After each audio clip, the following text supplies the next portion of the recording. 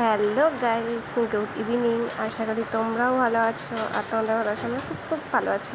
তো আমরা সবাই মিলে যাচ্ছিলাম মেলায়, সেটাই যেতে যেতে একটু ভিডিও করে নিলাম।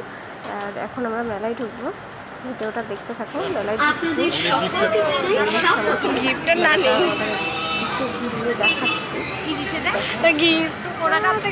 রোজ দিনই মেলায় যাই আর মেলায় সেরকম টাকা করিও না। 50 টাকার আমি সেই সুন্দর কাপ নিয়েছি।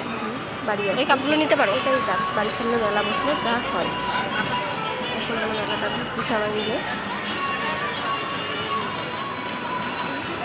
তোমরা দেখে থাকো আর আমার মতো একদিন কে মেলায় যাও আমাকে কমেন্ট বক্সে অবশ্যই জানাবে।